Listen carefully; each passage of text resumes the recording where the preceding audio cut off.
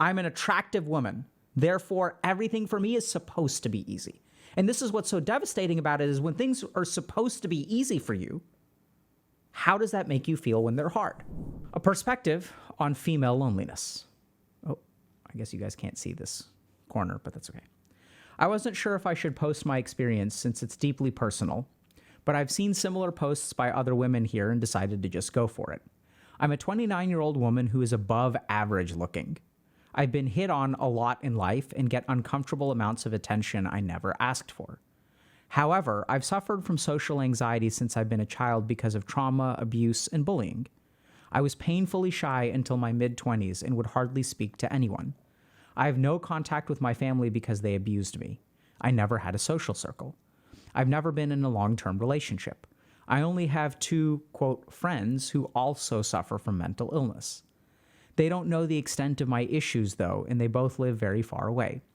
I spend every day isolated from the rest of the world in my room and hardly get sleep at night because of my insomnia. Out there, I study, and nobody could ever guess I'm living this way. My social anxiety has gotten better to the point that I can fake it, but I am entirely inaccessible as a person. When people talk to me, I listen and reply, but I never talk about my own life. Sometimes I lie when I have to. People often say women can't be lonely, yet I've never been in love and simply can't form deep connections with others. The only relationship I had lasted about 6 months, and the guy had zero interest in knowing me as a person. When I ended things, he openly admitted that he only dated me for my looks. I struggled to act normal and tried being in a relationship like everyone else for 6 painful months, and he had no idea who I even was. I have accepted that I can never be in love despite my painful craving to love someone and truly be loved. My sex drive is high, but I never act on it because I despise the idea of casual sex. Some would say, but you could have sex anytime you want to. Yes, I could. But it wouldn't mean anything. It wouldn't fix my loneliness. It would just make it worse to know that my looks are my only value. I already zoned out of the real world mentally. Outside of studying, I only live in my daydreams and stories I write. My room is filled with merchandise of fictional characters. I talk to them, act like they would be the supportive friends I never had. I've been, quote unquote, in love with a fictional character for almost 15 years. That's the closest feeling I ever felt to loving someone. He's pretty much the reason I'm not killing myself. I even lack the ability to connect with people online. I'm not part of any community or group. I don't have social media or play online games. It's almost like I don't even exist. I'm not posting this to get advice or pity. I just wanted to share my story somewhere for once. I've long accepted that this will be my life forever. What I'm trying to say is, being an attractive woman doesn't magically turn life into easy mode.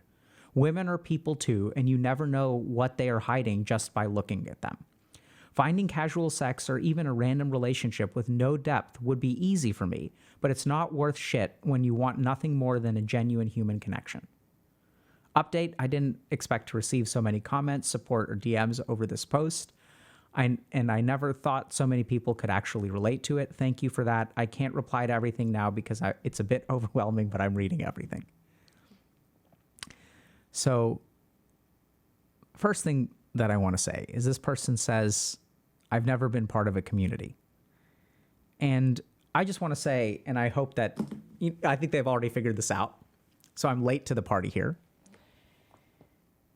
If you've never been part of a community, you're welcome here. That's the first thing. Now, I was tempted to say, well, you're a part of this one. Well, that's your choice. It's not for me to say that you are a part of this community or you aren't a part of this community. What I can say is that you're welcome here. I don't know if that kind of makes sense, but it's arrogant for me to assume that this person feels like this is their community, right? If this person doesn't feel like this is their community, like that's them. They're entitled to that. So what I will say is that you're welcome here. And if you'd like to join, I think it's fair to say we'd love to have you. That's what we're going to start with. But I think this post is really, really important because it tackles or addresses a lot of what we sometimes lose sight of. So a lot of people out there think that being pretty translates into, equates having friends, having lovers, having boyfriends, girlfriends, whatever. They think that being physically attractive is a miracle drug, is a panacea for fixing all of the problems in life. And the truth of the matter is that it isn't. And this is what's sometimes so hard for other people to understand, because if we live in a society where being pretty means that your life is easy, what do you say if you are pretty and your life isn't easy? Right? How do you get people to understand? Because everyone kind of looks at you and says, like, you're pretty, like, what are you complaining about? You could get laid anytime you want to. Of course you could have a relationship. And there may be people out there that would say, I would love to date you, right? I want to see you as a person. You know, like, I don't get it. Everyone out there is craving something that if you're attractive or you're a woman or whatever, right? If you've got some kind of advantage, everyone out there is craving something and you're craving it too. The challenge is that paradoxically, the advantage that everyone thinks will make your life easy can sometimes actually make your life difficult. And that's something that it's very hard to explain to people who are not in a frame of mind to listen to what your challenges are, because you have something that they don't have. Right? I don't know if that sentence was too complex, so I'll try to say it again. But like, sometimes, so let's try to understand a little bit, right? So I'm going to generalize here, which is the first mistake, but like what it's like to be like an attractive human being, especially a woman. This isn't just about women, by the way. So when you do enter into a relationship, sometimes what people will do if you're attractive is they'll just see the physical attractiveness, right? That's what they're interested in. And this person has even had an experience where someone dated them for 6 months because of the way that they looked. And so it's kind of weird, and we may sort of say that, okay, physical attractiveness makes it easy for you to get into relationships, and that may be true, but my point is that that's not sufficient to deal with the crushing loneliness that you feel. And in fact, sometimes it can even reinforce it. Because why is this person in a relationship? It's not because of me. It's because of the way that I look. Right? I'm one accident away of having no value. Because if I get into a car accident, or if I trip and fall and I get a scar on my face, or I break my nose or something like that, then I have no value at all. So the really challenging thing sometimes about people who are attractive is that their value starts to become based on their attraction. Because society as a whole thinks, okay, this has so many advantages, like this is your worth. And that's actually like their experience. And so I want y'all to think about this a little bit. Because if you're an attractive woman and you get a job, what do people attribute your success to? Or you being hired to? If you get promoted, what do they attribute your success to? Now, this is kind of tricky, right? Because most people will actually attribute it to your value as a person, to your work ethic. Let's be fair.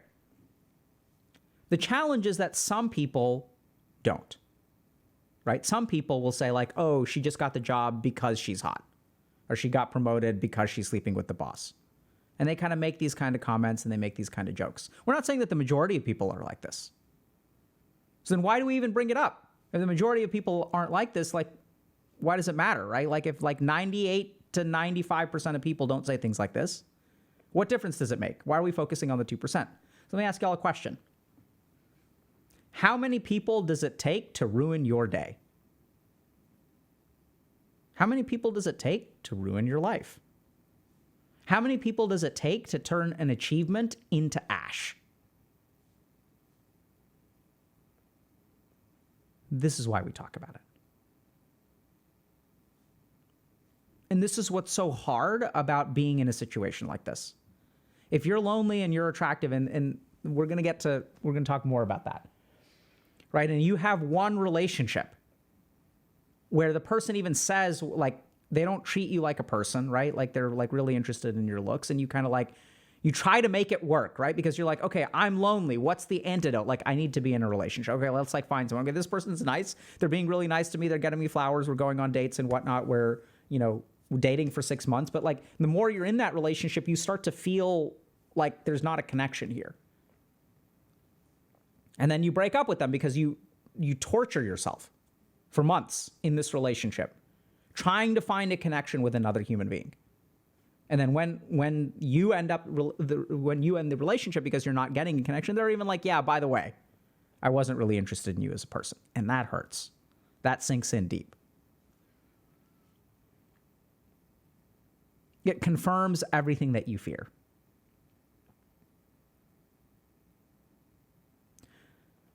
So the challenge here is that sometimes we have advantages. And there's data, for example, that shows that attractive people get particular advantages in life. We're not disputing that. The key thing is that somewhere along the way, we started to take the advantages that, let's say, attractive people face, the advantages that attractive people receive, that women receive, that tall men receive. You can take whatever you want. Like, you can take whatever advantage. There are all kinds of advantages. Having hair, right? That's an advantage. People treat you differently. And somewhere along the way, we started gatekeeping suffering if someone has an advantage. And we started to invalidate people's experiences around this. We started to say that, by the way, if you're attractive, you're not allowed to be lonely. You're not allowed to be socially anxious, because everyone would want to be friends with an attractive person, right? Because there's actually data that shows that. That maybe, I actually don't know that. I haven't looked at that, but I'm sure that there's papers out there that show that attractive people have more friendships than unattractive people, right? It's not a surprising finding. But here's the thing to understand, is that each and every one of us is an individual human being, and that no one feature of us determines who we are as a person. And in fact, the reason that this makes us so lonely is because sometimes if we're attractive, it's like that one feature is the only thing that other people see. And that's not just about attractiveness, right? This is something that's generalizable as well, where you may be someone whose entire life, or what everyone looks at when they see you, is determined by one feature. I'm the oldest son of a business mogul. Therefore, the weight of the world's expectations are on my shoulders. I'm an attractive woman. Therefore, everything for me is supposed to be easy. And this is what's so devastating about it, is when things are supposed to be easy for you, how does that make you feel when they're hard? Because everyone's telling you, hey, life is supposed to be easy. You got the golden ticket. You're playing life on easy mode. It's devastating. Because failing at life is one thing, but failing at life on easy mode destroys who you are, destroys your capacity for self-love. So what do we do about this? So the first thing to understand is that sometimes people who are in this cycle, and it sounds like this person in a sense is not in this cycle, but I still want to kind of talk about it. Sometimes when we have one feature which we think should fix loneliness, okay? Or the world tells us, invalidates us if we say we're lonely. We can use that feature as a crutch to connect with other people. So if you're an attractive woman and you feel lonely, sometimes what you'll fall into is casual sexual relationships. And you're looking for more, but sometimes that feeling of loneliness is so heavy and so crippling that you'll use anything you can to make it go away for a little while. Right? Because the truth of the matter is that that feeling of loneliness has a neurochemical component. So after having sex with someone and after like laying with them, like you'll get this release of oxytocin. And this is, once again, an oversimplification, but oxytocin is one of the hormones that we use to bond.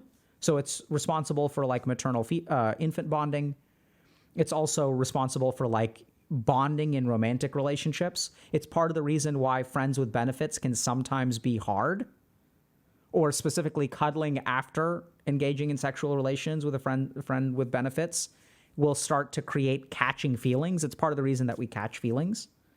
And so if you're lonely and you're craving human connection, it turns out that sex can give you a piece of that. As an interesting aside, some people have even found research, or some people have done research on why people with schizophrenia have difficulty forming emotional connections with other people. And one of the theories they've traced it back to is actually oxytocin deficiencies. And so some people were pretty pioneering, and they thought, okay, what if we artificially give people oxytocin nasal spray, because that's the delivery thing that they did. So they did clinical trials on oxytocin nasal spray for people with schizophrenia to see if they could help them form like relationships and emotional bonds. Turns out that the data wasn't really good and it didn't seem to be very effective. It was a really interesting kind of side note. So sometimes when we're really lonely, we'll use anything that we can to get our needs met, right? You want to crave some kind of, you're craving that connection so much, you'll even engage in sex. And it sounds like this person has sort of tried the casual sex route and it sort of didn't work for them, which I think is like a step in the right direction. So be a little bit careful about what you use to get your needs met. Because if you do use sex to connect with another person, because it does sort of like engage oxytocin for them, it engages oxytocin for you, there's some amount of bonding. Freudian slip of the year. There's some amount of bonding, but that bonding too is somewhat artificial. That connection that you're forming with them is based on them not knowing who you are. And then something really devastating can happen. Because over time, you can start to learn that the only way for me to get this is through sex. Because in your life, you're lonely until you have sex with someone. And then for a few moments, you're connected. And then over time, if that's the only way you can connect to people, what does that do to your sense of identity? It cripples it. Because now the only thing that I'm worth, the only worth that I bring as a person is through my body. That's the only way I can connect with people. And so interestingly enough, what we tend to see, and this is not just about attractive women who are lonely, but this is also about people who engage in unhealthy sexual relationships and use sex as a coping mechanism and things like that. We sort of create this vicious cycle where I'm getting my needs met through some kind of unhealthy relationship, and the unhealthy relationship actually reinforces the negative parts of myself that make it hard for me to connect. Because if I'm not worth any more than my body, then why would anyone ever want to connect with me? I can't risk showing people what I really am, because what I am is ugly, but what I look like is attractive. And so you're terrified to actually engage with people, even though you crave it.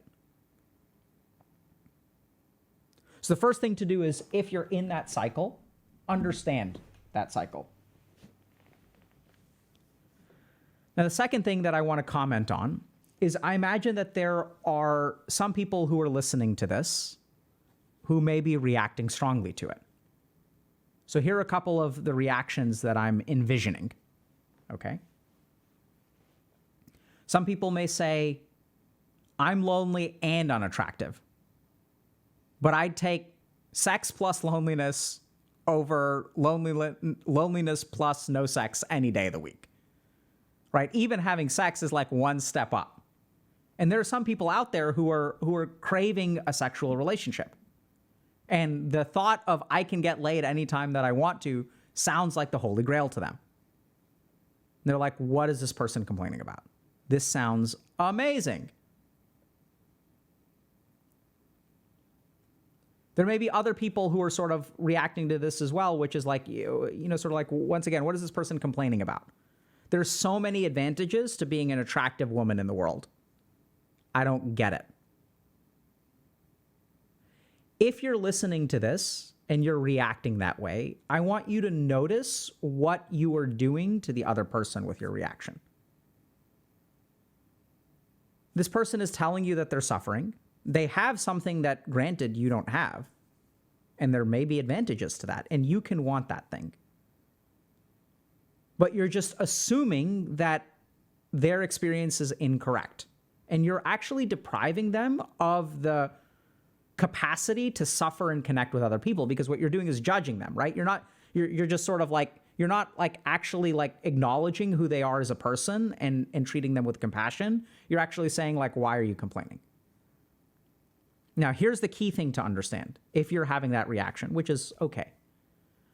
When you tried to demonstrate your suffering and your humanness to other people, how did they react to you?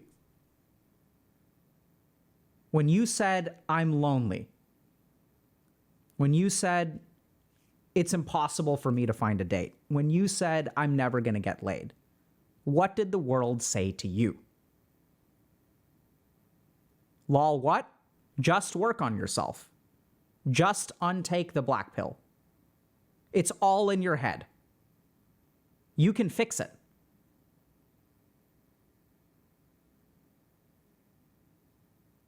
The world did to you exactly what you're doing to this person.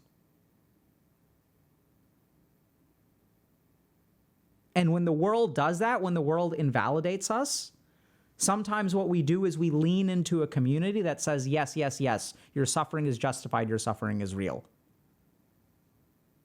Right? And then we separate.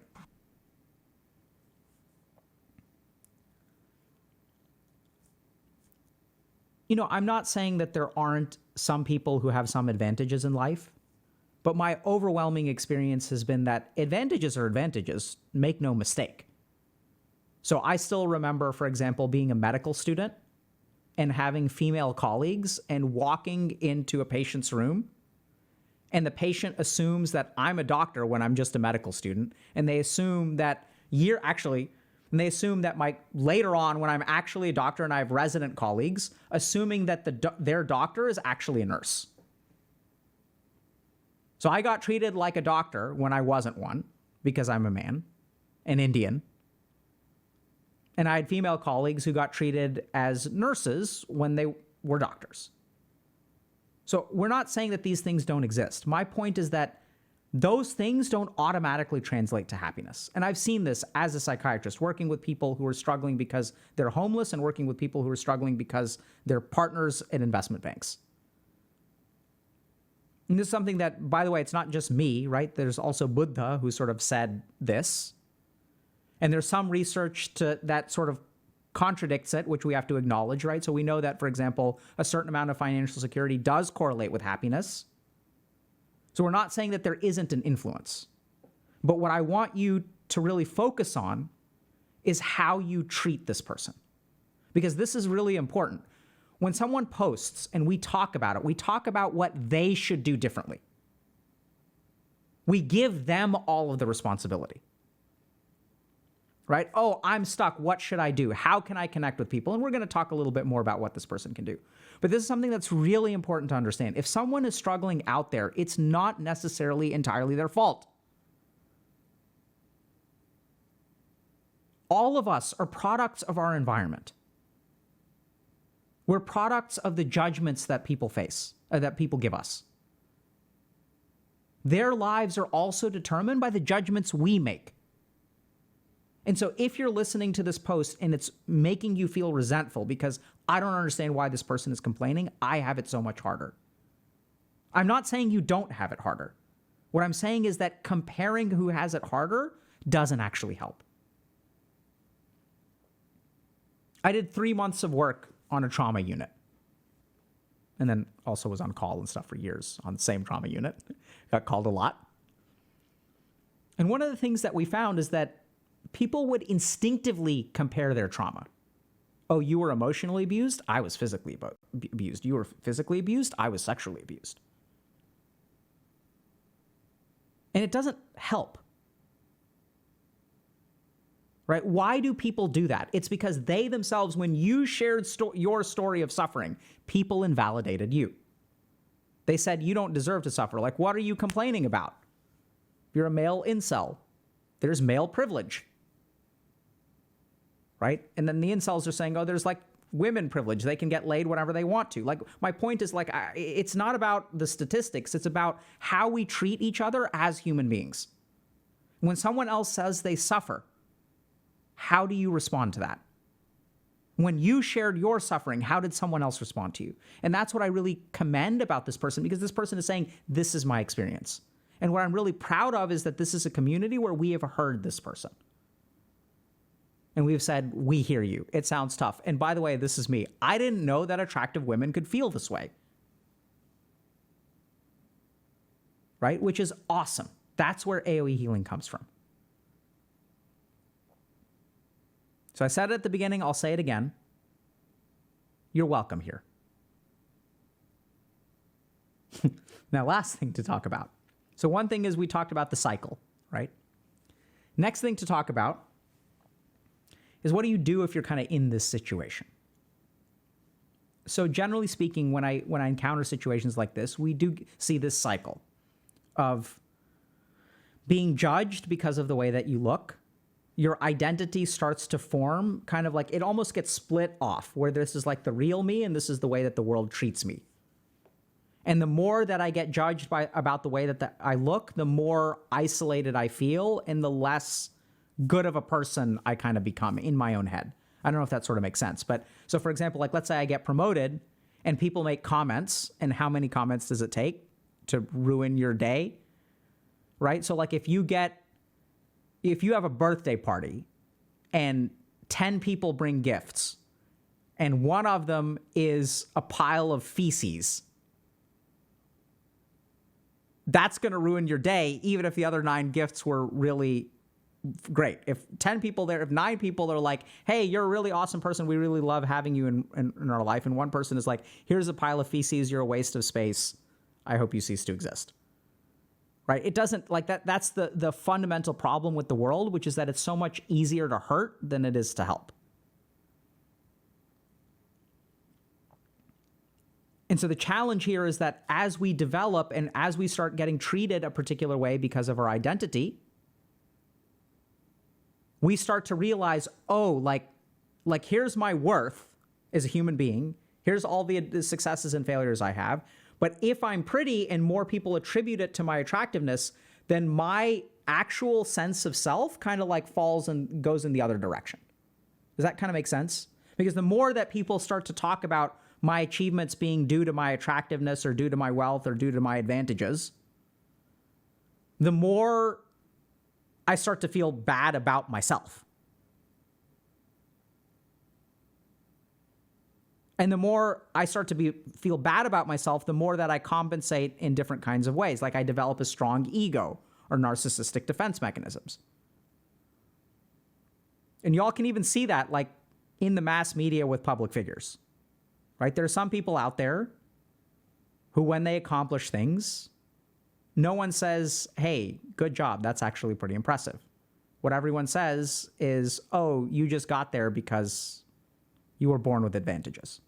And then we'll also potentially even see the egotistical responses. And then it just becomes a cycle. Right? Because the thought of compassion towards that person is mind-blowing. Like, what?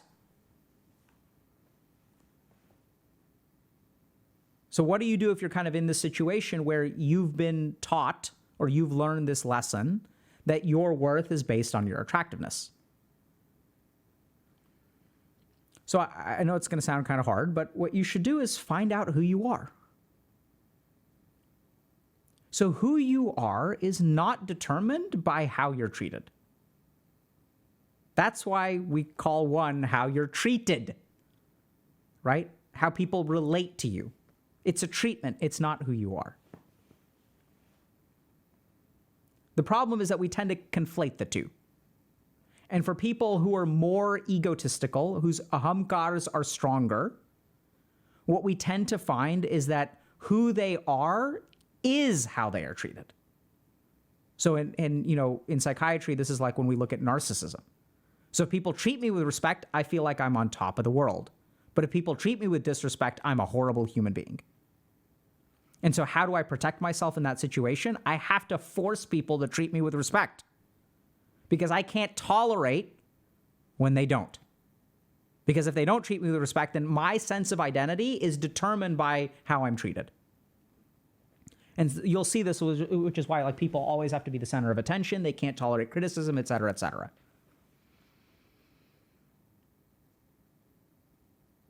So you have to find out who you are. How do you do that? So I recognize that you're lonely. I think there are a couple of different ways to find out who you are. And we're going to kind of speed run this, right? This is like the topic of potentially a whole guide.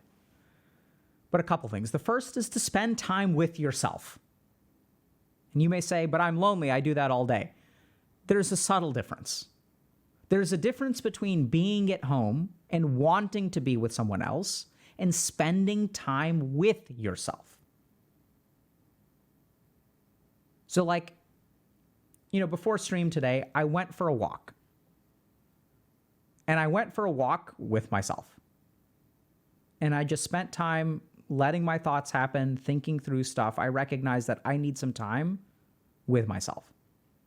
We need to like work through a couple things, figure out what to do, figure out what we're going to do today, how we're going to handle an extra stream this week, et cetera, et cetera.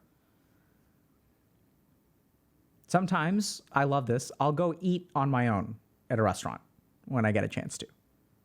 And people may look at you and think like, oh my God, like this person is so pathetic, they're eating alone. And it's like, they can think that if they want to. I just really want to enjoy my food my way. I don't have to, sometimes like, usually I go out to eat with my kids, for example, right? But like going out to eat with your kids is like, I don't really have time to enjoy my food because I have to worry about feeding them, ordering for them. They're flopping around. They want to watch a screen, things like, it's chaos. I'm wolfing down my food in between, like, trying to feed them bites and make sure they're not like, the elbow isn't going to hit. If you guys have young kids, you'll know this. The elbow isn't going to knock their cup of water over. So spend time with yourself. Go for a hike. I think nature is fantastic that way. So if we really look at it, like if ego ties to how other people perceive us, one way that we can get away from that whole complex is nature. Because nature doesn't care. Like if you go for a hike and you go alone versus go with someone else, like let me give you a couple scenarios. Let's say that I'm going for a 4-hour hike. 2 hours in, I start to feel tired. And I'm like, maybe I should turn back. And then if you're with someone, you choose not to turn back. Why don't you turn back? Because you don't want to be perceived as weak. And so even if you accomplish your goal, do you feel pride in it? No. I hiked for the avoidance of weakness. It actually enhances the ego and makes you more insecure. If you go by yourself, you're on the first 2 hours of the hike. And I recognize it's a 4-hour hike, and we said turn around, so it's 4 hours either way, but whatever. It's a 4-hour trail, 8-hour hike, back and forth. You can turn back anytime you want to. No one's going to judge you but you. If you achieved it, you achieved it. If you didn't achieve it, you didn't achieve it. No one's going to clap. No one's going to say you're weak. No one's going to give you any reaction except for yourself. You're not going to post about it on Instagram. Maybe you will, but you shouldn't. It's really important for you to test yourself. If you want to find out who you are, you have to test yourself. And whether you succeed or you fail, you're the only one that knows. And so if you decide to push through and you say, you know what, I'm not going to give up. I'm going to keep going, no matter what. And you get to the top of the mountain, no one's there. You don't even feel elated. You feel like, thank God it's over. Now I have to go back down. No one's clapping for you. No one's saying, oh, you're such an amazing human being. Look, triumph of the human spirit, like you walked for 4 hours at a mild incline, like great job. That's what you're going to be telling yourself. This is no achievement. Because that's the toxic part of you. That's the part of you that's created when you can't connect with another human being. And you do that enough times and you'll start to realize, you know what? That actually isn't true. I did do it, and I can be proud of this. I got to start somewhere. Even if I can't be proud of it. If you can't be proud of it, no big deal. You did it. You put your mind to it, and you did it. So find out who you are. And that happens first and foremost with yourself. Second thing, fourth thing,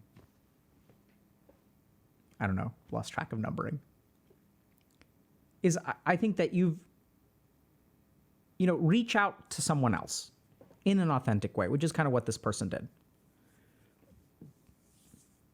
Right? So no one is going to appreciate you for who you are unless you actually show them. And this is where things get really tricky. Because if you really show them who you are, you open the door to rejection. And especially if you're like in this case, an attractive woman who's lonely, that's gonna it's so devastating, right? Because if I pretend to be okay and I'm attractive, everyone thinks my life is great. But then if I turn to them and I say, hey, by the way, I'm actually really struggling, really lonely, and I have difficulty connecting with other human beings. What's so terrifying about that is if they turn to you and say, what on earth are you talking about? You're so attractive, you shouldn't have problems. And so in that moment, you're opening the door for them to reject you. The challenge of being connected with another human being is in order to be accepted by someone, the door must be open for them to reject you as well. And we're so afraid of that rejection that we can never risk it. And therefore, we can never give someone the chance to accept us. And so we stay stuck.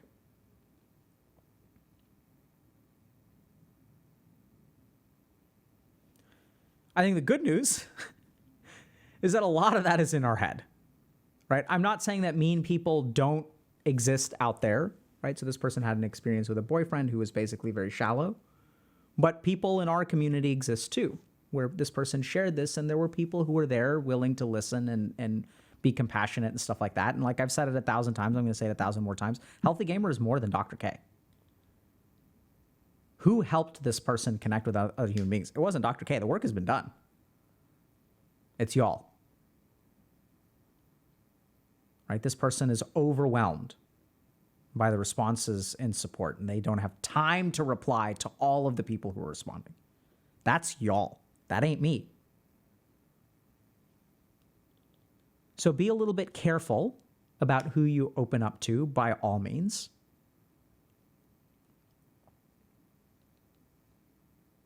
But you've got to give people a chance to reject you if you want to be accepted. So a couple of things just to kind of recap. So someone posted about being an attractive woman who's lonely. And for a slice of humanity, a slice of the internet, that does not compute. Because being attractive is the antidote to loneliness, right? If you're attractive, especially a woman, then you should be able to make friends very easily. You can get laid anytime you want to. Oh my God. Sounds so amazing. The truth of the matter is that any advantage is never a substitute for happiness and will protect you 100% from suffering. Do advantages give us advantages? Yeah. Do they help out some? Absolutely. Are some of them pretty big? Absolutely. And yet, they're not a substitute for connection, right? Attractiveness is not a substitute for connection. And in fact, sometimes this is what people who really struggle is that sometimes attractive people are more lonely. And when I say more, I'm creating a comparison. So let's step away from that statement, actually. Are incredibly lonely. Let's use that. So why are they incredibly lonely? Because anytime someone interacts with them, they're not interacting with a person, they're interacting with the shell of a person. They're not interacting with you, they're interacting with your appearance. And the more that people interact with your appearance and all they see is the appearance instead of the person, the more lonely the person becomes. The real challenge here is that if you share that with people, they're going to be upset. Because there are people out there who are hurt and lonely themselves and don't have that advantage. And so they're going to turn to you and say, how dare you complain? Because I'm in the same situation, except I'm not even attractive. And in that moment, they invalidate your experience. Why do they do that? Because that is what was done to them. Because when they reached out for help, when they said, I'm struggling, I can't even have sex. I've never had sex and I'm going to die a virgin. And men can say this, women can say this, non-binary people can say this. Maybe asexual people say this. I don't really know. Right? Because sometimes they're not interested in it, which is totally fine. Anyone can say this. But when people said this, remember, once again, the majority of people may say, wow, that must be hard for you. But all it takes is a couple of people to say, wow, it's all in your head. If you just did this, you could engage in a sexual relationship.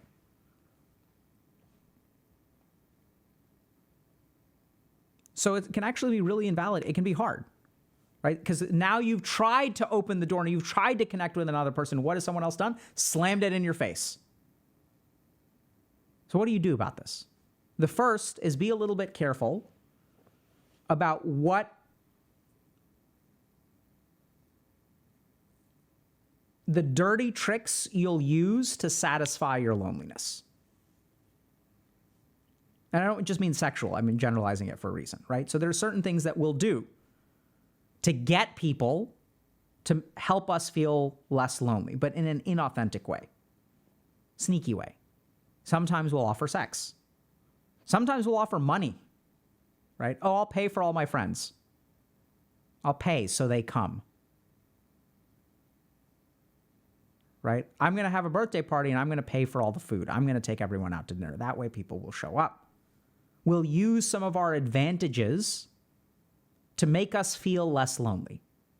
But in those moments, what we're actually doing is reinforcing our loneliness. Because it's not an authentic connection. We're buying it, paying a particular price. So you've got to be super careful about that cycle, especially because sometimes as you become lonely, there's only one thing that works, right? Which is at times, for women or men, like offering your physical form, offering your body, or offering money.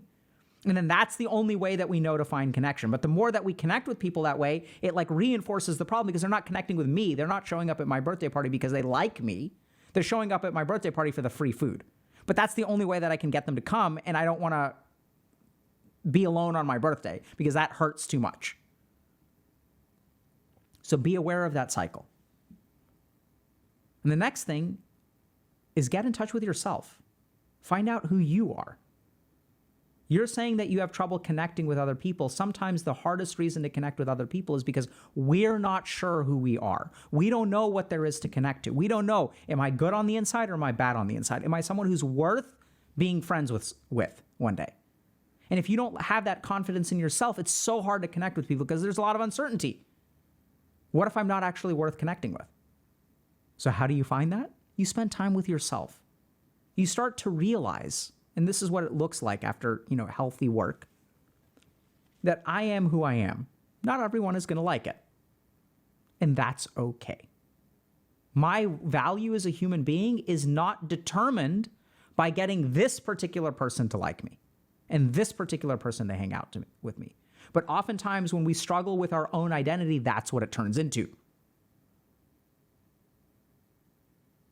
And suddenly this person's opinion means the world to us. And if this person agrees to go on a date with me, it means I'm a good human being. And if this person doesn't agree to go on a date with me, it means I'm a bad human being.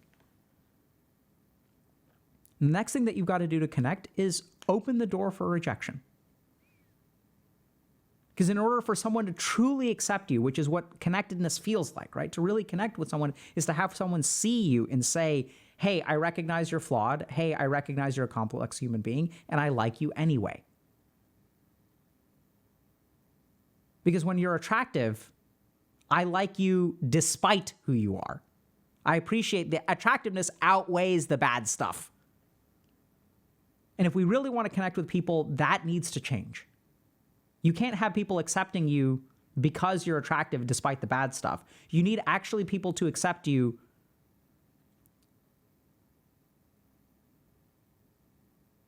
kind of no matter what, right? You want people to accept you in spite of your flaws and not for any other particular reason. For them to say, it's okay that you have your flaws, that your flaws are over here, your advantages over here. It's not because one outweighs the other. It's because both of them are you and I accept you whole package. It's not about a balancing or like hitting a certain threshold. The last thing to consider in terms of being seen is you can absolutely work with a therapist, especially if you've got problems with like social anxiety or things like that. I'd recommend a clinical evaluation if you haven't gotten one to see if really therapy is appropriate for you. And if it isn't appropriate for you, or I mean, it can still be appropriate even if you're not clinically ill and you find a good therapist, that can be very, very helpful. But part of what we tend to see actually in coaching is that women who are in this situation do really, really well in coaching. People have trouble connecting, and we have kind of data behind that. So not published or anything like that, but we do a lot of internal data to try to figure out, okay, who can we actually help? And it turns out that we have good outcomes around women who struggle with discovering who they are and facing judgment from the world. Even in career coaching, we sort of see that a fair amount, where like women are struggling to figure out like, okay, how do I represent myself well in the workplace? How do I deal with toxicity in the workplace? Things like that. This is a great question. Blenise is asking, when people come to us and share experiences like that on the internet or IRL, how do we know when it's just venting and when they need actual advice? It's a great question, and my answer is going to be a little bit tongue-in-cheek. So oftentimes, they will tell you, I'm not posting this for advice or pity. And if they don't tell you, you can ask. Right? I know it sounds like a simple answer, but like that's honestly like, I mean, even when people come into my office, I'll just ask, like, ask them, you're sharing all this stuff with me. What are you, does it feel good to get it off of your chest? And is that really what you're looking for? Or, do you want to like do a little bit more back and forth? Are you looking for guidance? Or are you looking for support? Those are the two words that I'll use. Because venting and advice have certain connotations to them. So you can just ask them. Yeah, Triple Stan is saying, are you looking for feedback or do you just want to vent? Oftentimes, I find that it's a safe bet to assume it's just venting. And if they want advice, they will ask for it. So I tend to default to support as opposed to guidance. A question, what if there are conditions or boundaries that impact the connection? For example, someone says they aren't ready for love, but they want to be treated as though they are loved. So Abby Des, that's a great question. So that's where the tricky thing there is that there's usually like, I'm assuming that there's another person in that relationship, right? So I want to be treated as though they're loved, but aren't ready for love. That can put the other person in a very, very awkward situation because you're asking them to like, that's confusing. How do you treat someone with love who's not ready for love? Or like, what does that mean to them? So I think the first thing to understand is that just because someone wants something, if they're not ready for it, probably means that they need to do some work, right? Because that sounds to me like that needs to be explored more or resolved in some way. And if you're trying to have a relationship with that person, I'm not even saying romantic, it can be platonic, it can be parental, whatever. That can be really confusing for you. So I would clarify what that means, right? So treat it as though they are loved. Like, what does that mean? And, what does it mean to not be ready for love? Like, help me understand like what that means. And if you're the person who feels that way, where you feel like I want to be treated with love, but I'm not ready for love, you need to ask yourself, what does that mean? What makes it so that you aren't ready for love? What makes it so that you want to be treated with love? Like, what does that If you get treated that way, what is that satisfying? What hunger does that fill? So I think it's a great starting point, but requires further exploration.